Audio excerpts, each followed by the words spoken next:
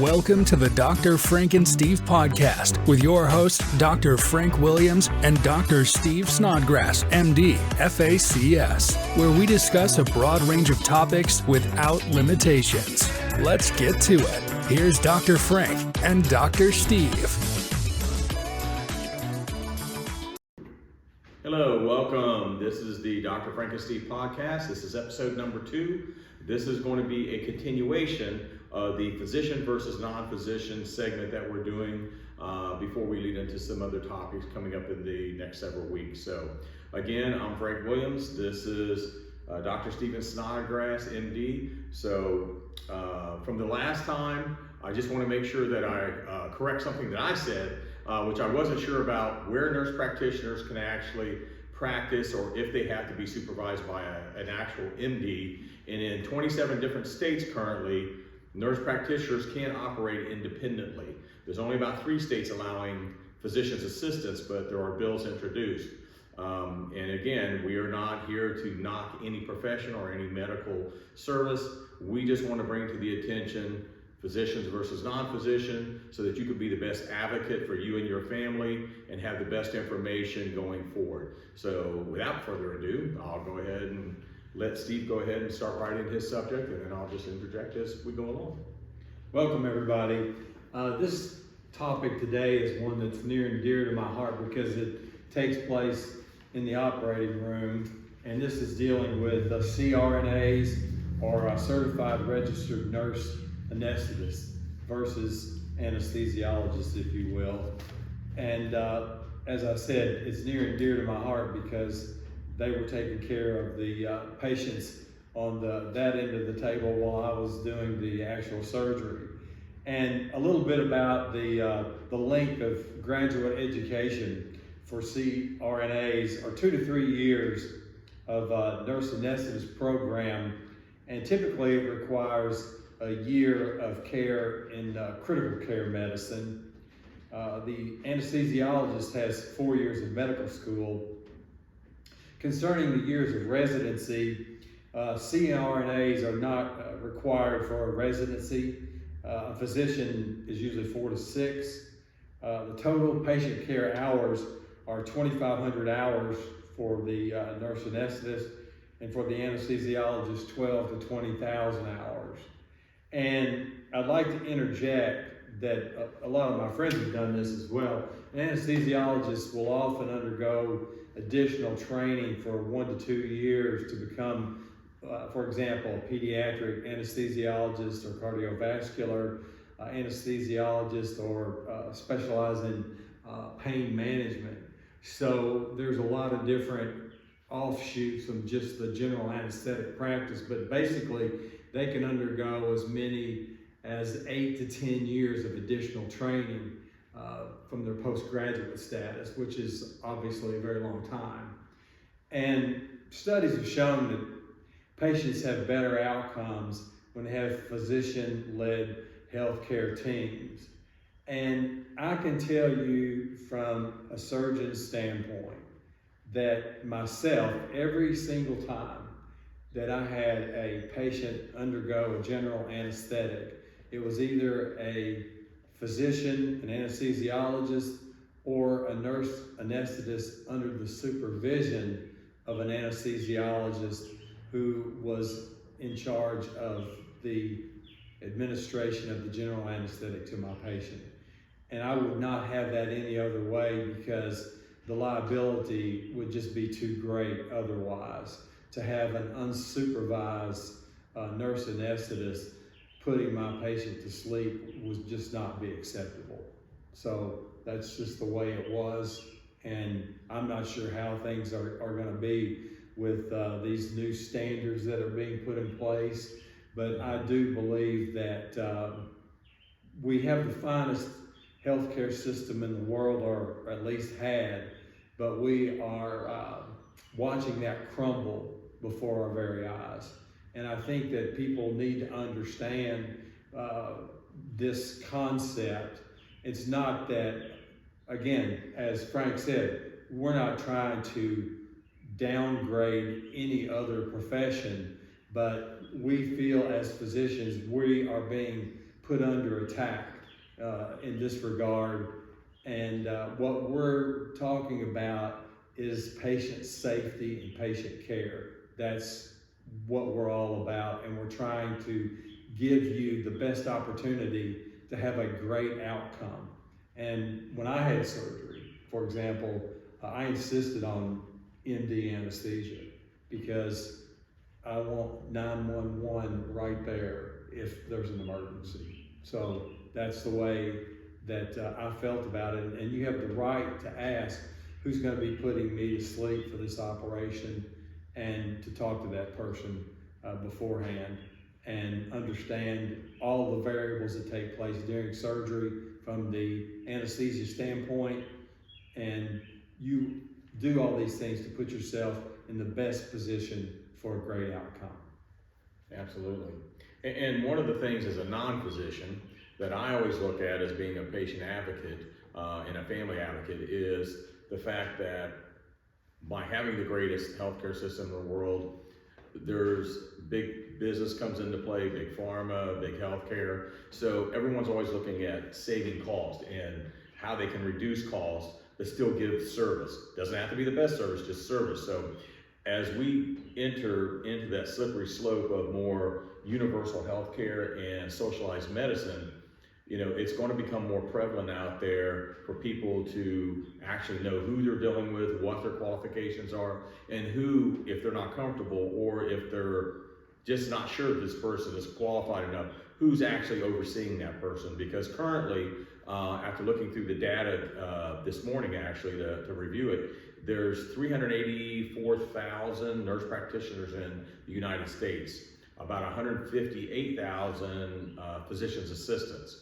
And so since 27 states are now allowing them to operate independently or autonomously with little or no supervision at all, that starts to beg the question, as Steve said in the last podcast, when you have physicians who, whether they're internal medicine physicians or MDs or DOs, who spend between 12 and 20,000 hours in residency and their training, that's a long time compared to the hundreds of hours that a nurse practitioner, again, not saying anything's wrong, but that's a big difference. And then we realize that in rural areas and with areas that are underserved, the nurse practitioners or physician's assistant may be all that they can get because there's such a vast shortage of doctors. Especially if you look over the last few years where we've had an influx of, whether you call them illegal aliens or whether you call them newcomers, immigrants, I don't care where you stand on the political scale. That's the reason why the number of people that have come across and that are here, you know, current stats basically show that that's about the same amount that covers the amount of people or population in about 36 states. And if that is true, which data suggests that it is, that's like adding 36 states worth of population into the United States over just a few year period. So my question always is to people I talk to, which I have many friends that are, you know, physicians and nurses and in the medical field, how is that being supplemented? Because that's literally taking a look, not to go off on a tangent, but that's like saying, okay, we have enough people coming in now that covers an additional 36 states. So that means technically you would need the medical professionals or doctors, MDs, DOs, specialists to cover that amount of people for those 36 states. And while that may be an oversimplification, that's also brings up the fact that shows you there's a vast shortage. And if there was a shortage before this of MDs and DOs and in, you know, medical services, you can imagine what it is now. So what we're trying to do is make sure that the stopgap measure for the government, healthcare industries, insurers is not to put less qualified people to fill that gap just because you have to give them something to the American public. So that's all I wanted to say on that. And well, my little tangent. No, we never go on a tangent. Yeah. But one of the things that I read that I found interesting was the fact that many of these non-physicians, they do what the term is called co-location. In essence, they are practicing in the same places the doctors are. So the rural areas that are underserved remain underserved. But it's one of those things that I just found interesting, because those kinds of gaps are not getting filled still. And I had just gotten back from an attendance at a major university medical center that is working to basically supply the rural areas with primary care physicians. That's one of their primary goals. So I think all of As this an is, MDs, you're saying? yes, as an MDs, Okay. yes. Or DOs, right. And so it's one of those things where there's going to be a catch-up phase here, but just because you don't want to replace no care with substandard care. And physician versus non-physician, in my opinion, there's absolutely no comparison in the standard of care. No, absolutely not. So now going forward, I think you and I talked that you'd also cover like something that is prevalent throughout America, because we rank about, I think, 29th in the world as far as mental health care. So I think you were going to cover the like mental health issues and MDs and versus non-MDs. Yeah, this gets interesting because it's basically a psychologist or PsyD or PhD psychologist versus psychiatrist. And the length of graduate level education, the doctors of psychology or doctors of philosophy and psychology have about 3 years of training plus a 1-year internship, whereas a psychiatrist will have 4 years. And the years of residency and fellowship training, it's about 1 year for the psychologist and 4 to 6 years for a psychiatrist. And where we're getting into this is the newest phase, if you will, is that 7 states are looking at psychologists being able to prescribe medications. And that opens up a whole new area of debate and discussion. And if you look at the physician has anywhere from 12 to 20,000 hours.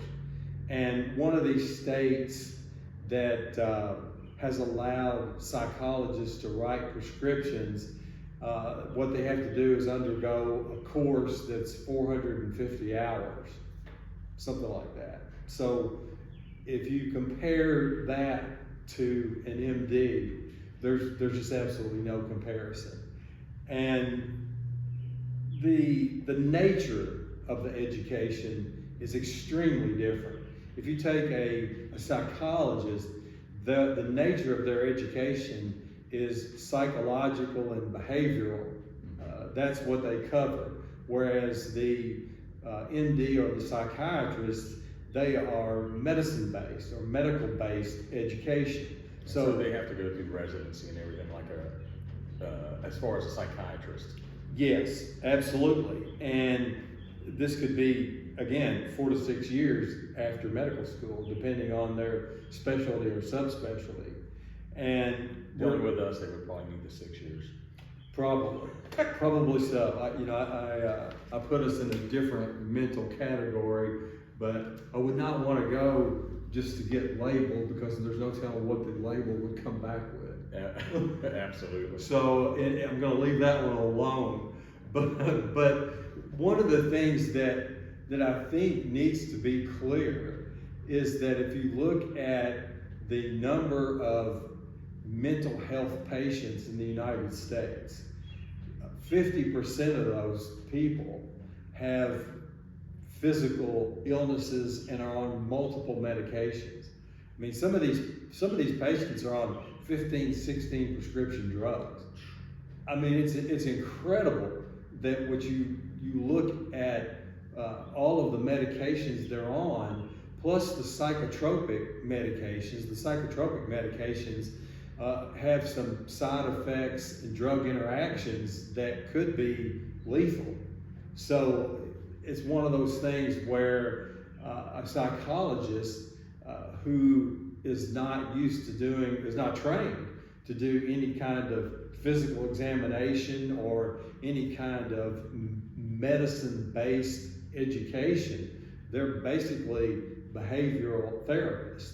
And to give them prescription writing power, I think is opening up a whole new area of problematic medicine. Yeah, as you and I talked a little earlier, one of my students is a psychologist, and this psychologist and I had a lesson this morning early, and we talked about that very subject. And I asked, because you asked me to ask, the question, what do you think about psychologists or nurse practitioners who are in the mental health area actually prescribing drugs, like psychotropic drugs or drugs in period? And the psychologist said, one, what's the background in their training, as you said?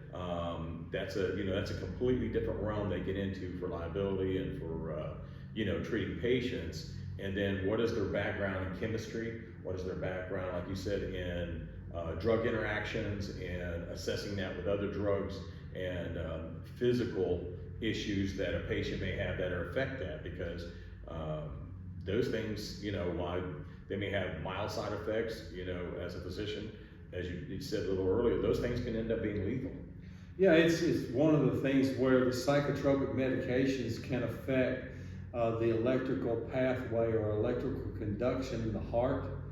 They can affect liver, kidney, even the skin. So multiple organ systems are involved. And these drug interactions, sometimes when they're put together, they can make the existing drugs you're on not work, or they can make the existing drugs you're on work to the detriment of you instead of to the betterment of you.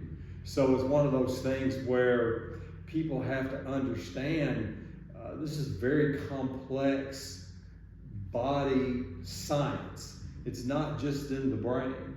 And it should be noted, there are several medical conditions that people have that are physical in nature, but they present with psychiatric symptoms. This could be heart disease, diabetes, infections, cancer even. So it's one of those things where you have to make a differential diagnosis of why there's a behavioral change. And so I feel that psychiatrists or MDs are much better equipped for that for obvious reasons. And one of the arguments that psychologists make, that they say it's easier for us to learn medicine than it is for a primary care physician to learn psychological problems, I just don't agree with that at all. And if you have a primary care physician working in concert with a psychologist, that's one thing, because you've got an MD and the psychologist taking care of the behavioral aspect of it, that's fine. Also, the primary care physician is trained, if they need to refer somebody to a psychiatrist, then they know how to do that. And so it's much easier for a primary care physician who's already been trained in medicine to learn any kind of behavioral aspects of care than it is to teach a psychologist how to be a doctor within 450 hours. It's just not commonsensical, if you will, and it's dangerous when you get right down to it. But that's the choices now in front of 7 states, and it's going to be uncontrolled, and the public basically is going to be part of an uncontrolled experiment. Yeah, and so I was reading this morning the NIH and some of the other medical websites, along with a couple of the colleges of medicine, that over the next, between now and 2030, it's going to be over a 69% increase needed for the mental health arena as far as specialists. So again, they're wanting to bring in, to fill that gap, nurse practitioners who specialize in the area of psychiatry.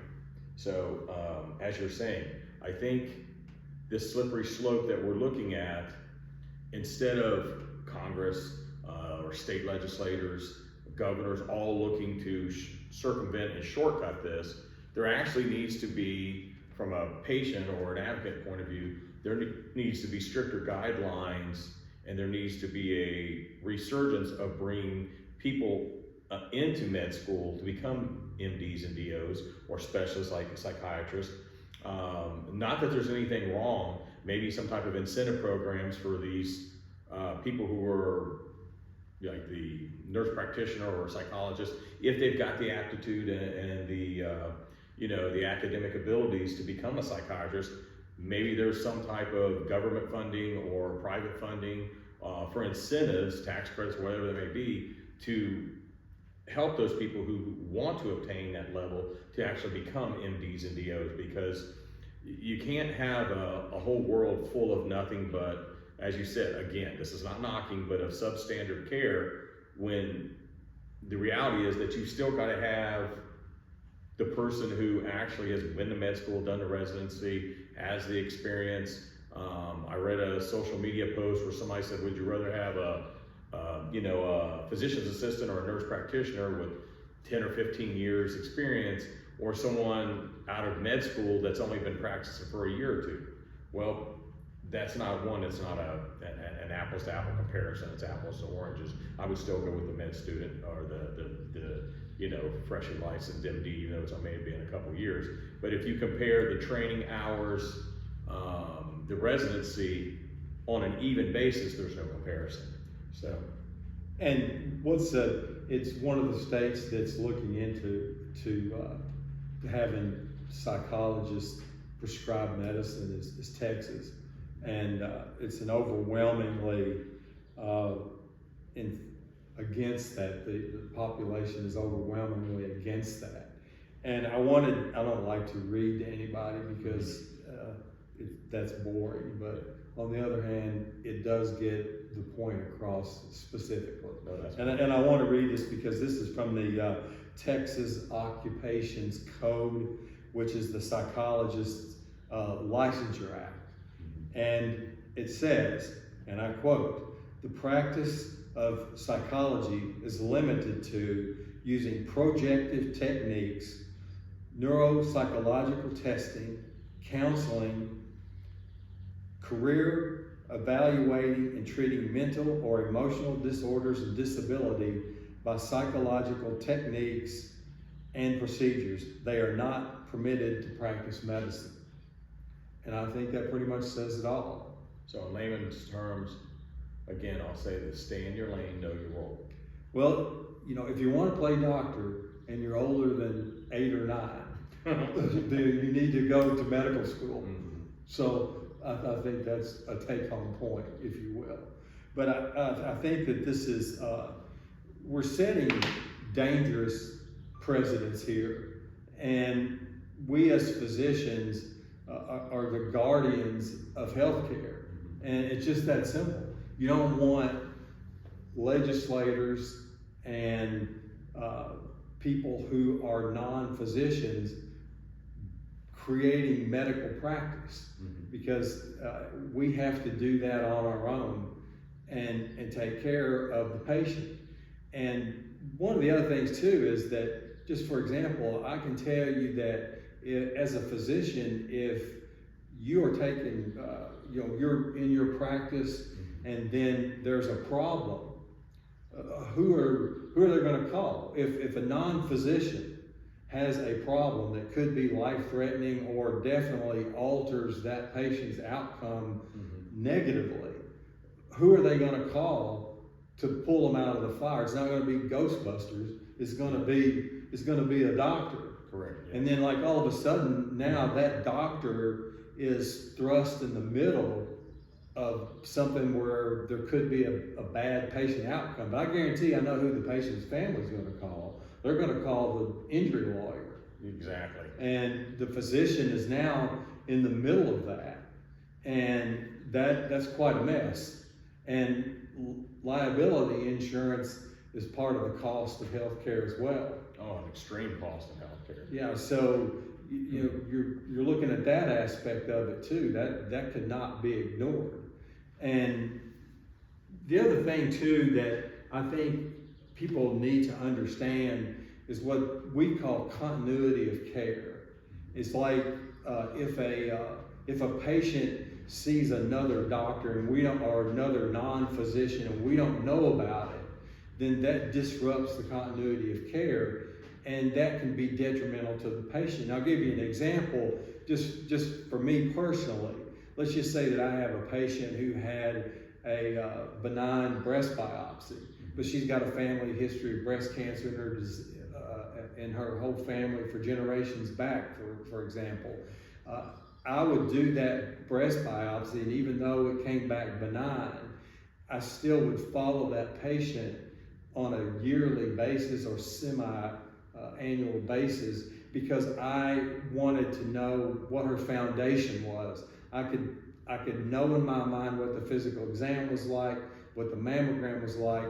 I could check her year by year, and if there are any kind of changes whatsoever, I would act to more aggressively if I thought that change could mean that that patient had a cancer.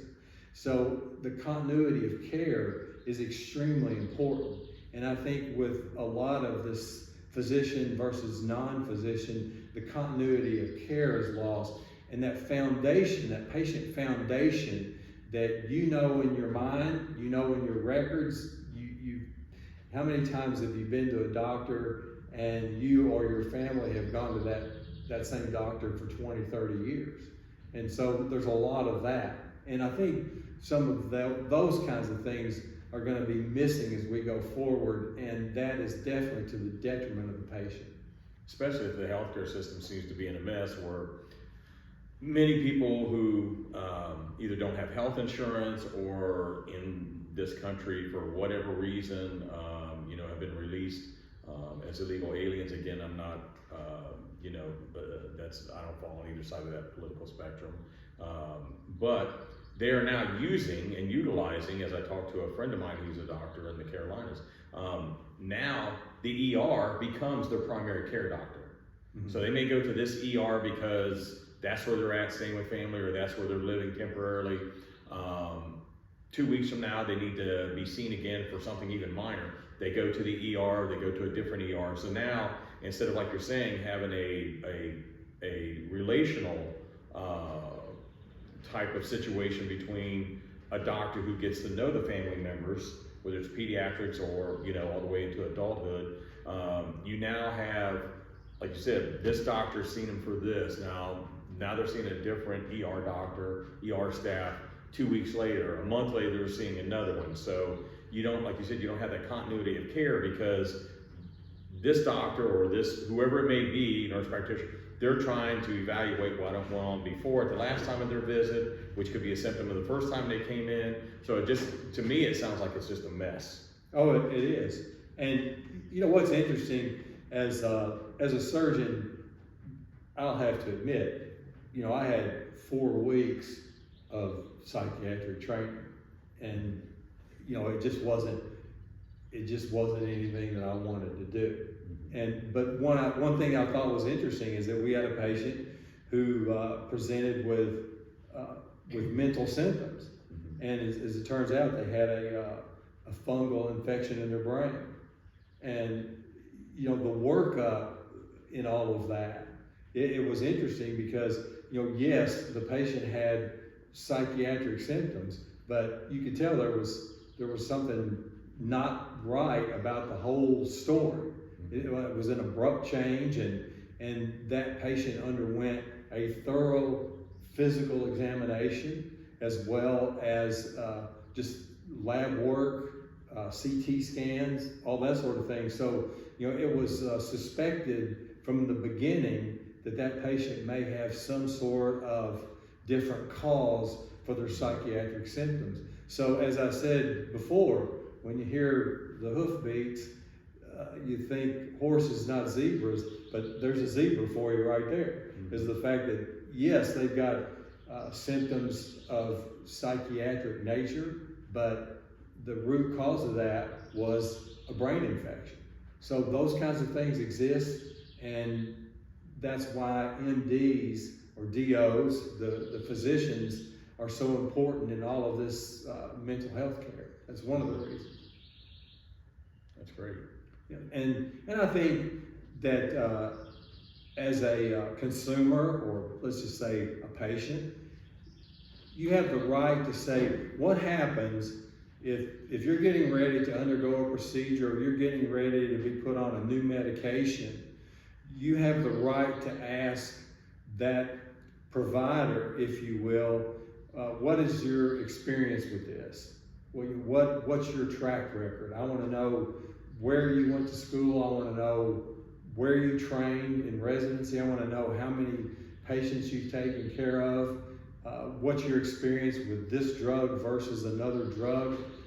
And write all these questions down, because you have to be your own advocate.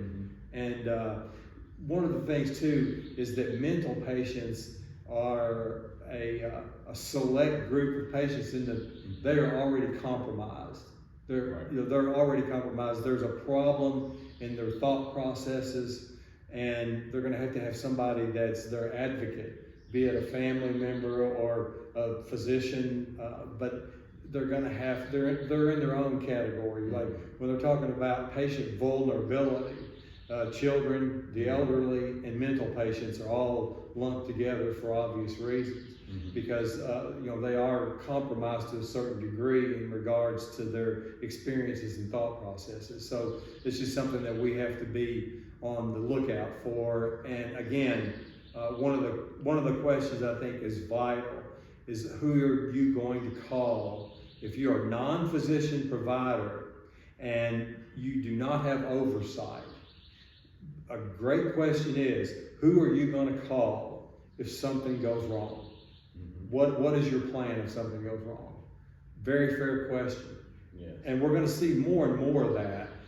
You can take my word for it. There's going to be more medical errors, medication errors. There's going to be more problems as this progresses.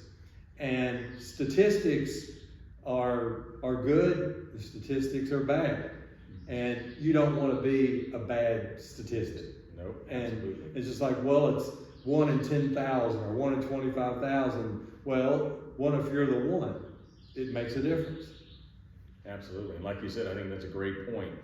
People tend to, they're nervous anyway. You get white coat fever, which everybody knows that term means your blood pressure tends to shoot up when you go for an exam or go to see the doctor for anything, a hangnail, or just your general, physical once a year if you get that done. The thing is, and I agree with you, Steve, and I think it's a great point again, like I said, is that once you get used to writing down these questions, whether you want to or not, put them in your phone, your little note, whatever it is, sometimes it's embarrassing because you don't want to offend the practitioner, but you got to remember, it's your money, it's your insurance, and it's your life. So by asking them these questions, you'll get more and more comfortable doing that. As my wife says, I'm very polite, very juvenile, very humorous when I, meet doctors, or if I'm being treated for something. But I do ask those questions. My wife went through a recent procedure, and the 2 nurse practitioners, as I might have said during the first podcast, that came in, one was fantastic, what a sweetheart. The other was a little on the arrogant side. She got a little offended when I said the doctor that's performing the procedure and the follow-up care, if you're the one doing the follow-up care, I'd like to know these questions. And I asked these questions, and my poor wife's laying in the hospital bed thinking, please ask after the procedure. Don't make these people mad before the procedure. But they answered the question. The other nurse practitioner just explained to her that, as a patient, he's got a right to ask. And the lady actually said, I've been a nurse practitioner for 10 years, and no one's ever asked me those questions. And so I said, well, I'm not trying to offend you, but there is a huge difference if the person studied at the University of Mumbai, or if the person studied at Harvard or Yale or wherever it might be, UK medical school, some of the best schools in the country. I want to know that. I want to know the statistics of what they've done, how the outcomes are, as Steve had talked about in the last one. You don't want to be under the first 50, like at 45 for a procedure. You definitely want to be over that. So by asking those questions, you become more of an advocate. And I think as the American public, since we're getting fed the slippery slope of just substandard care, if you will, we need to be our own advocates. And if it's something we're not comfortable with, we need to demand change, and we also need to demand that, like Steve said, because there have been incidents with stars and everybody else where even medical doctors who weren't in a position to take care of an emergency situation, those patients die. And so we want to make sure that, and we're not looking at the extremes, even though that's what we're mentioning right now. It could be anything. I don't want any kind of debilitating or crippling or immobilizing ailment or symptoms from something because the practitioner, which I'm saying a non-physician practitioner, made a mistake, but is also too embarrassed or thinks that they've got the wherewithal to actually work through that and get past it, when all along you should be seeing either a specialist or an MD. So that's just another one of my little rants. And well, I had shoulder surgery several years back and was getting a block as well as a general anesthetic, and I was talking to the anesthesiologist, and he was getting ready to do the block, and I said, just for the sake of asking, how many of these you've done? And he said, well, he goes, I lost count at a few thousand. And he said, so, hey, doc, you don't have to worry about it. And I said, hey, I'm good. I'm good. Yeah, if you're good, I'm good. Yeah. And if you've done a few thousand and I'm like 3,001, I'm okay with that. But, I had the comfort of knowing that anesthesiologist knew exactly what he was doing.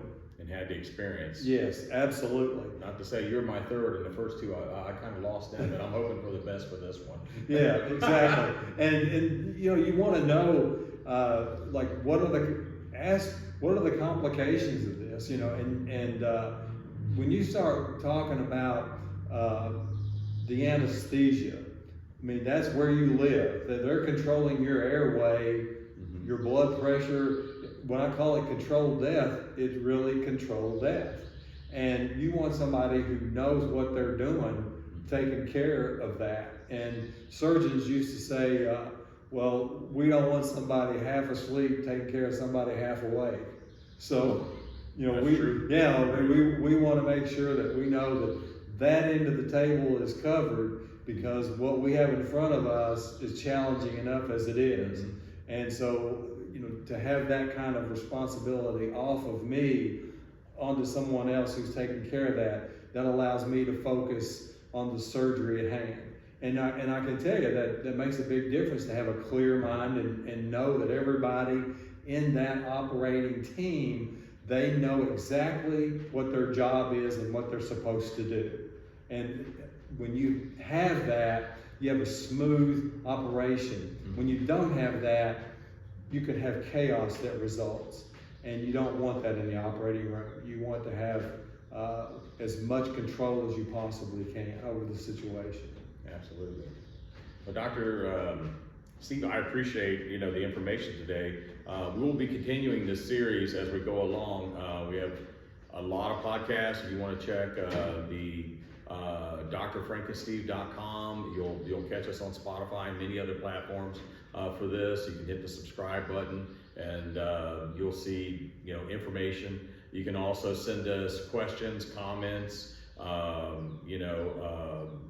things that you may just have a general question for, to the support, and it'll be right on the website, support@drfrankensteve.com, and we will get back with people on the podcast. We'll answer some of the emails and some of the questions, and try and make sure that we cover as much as we can for everybody, because we really are on a mission to, provide people with the information they need to be the best advocate they can, not just in healthcare, but many of the other topics that we're going to be covering as well. So we want to thank everybody for being here, and we look forward to seeing you at the next podcast. I got one parting gift. Go right ahead. I got one parting gift. And this is kind of a life's lesson, but it is applicable in about anything and everything you do. But when I was a teenager, I was hanging around operating rooms and had been in different surgeries, had seen hundreds of surgeries because I worked in the operating room before I went to med school. And there was one surgeon that I was working under in particular who was a phenomenal surgeon. And what we were doing was a ruptured abdominal aortic aneurysm. And well, it's about as serious as it gets, because literally the main blood vessel in your body has now ruptured. And it's one of those things where you cut into it, and even though it's clamped, the blood hit the operating room lights. It went up that high. And I can tell you, I was 18 years old, and I never had seen anything like that. And I just kind of like, my eyes got kind of wide. I'm looking at it going like, well, this is different. And the surgeon looked at me and he said, there's one thing I want you to remember and keep this the rest of your life. And he said, never panic unless it's your own blood. And I think those are good words to live by. All right, definitely. With that, I'll say goodbye and thank you. Thank you, we appreciate it.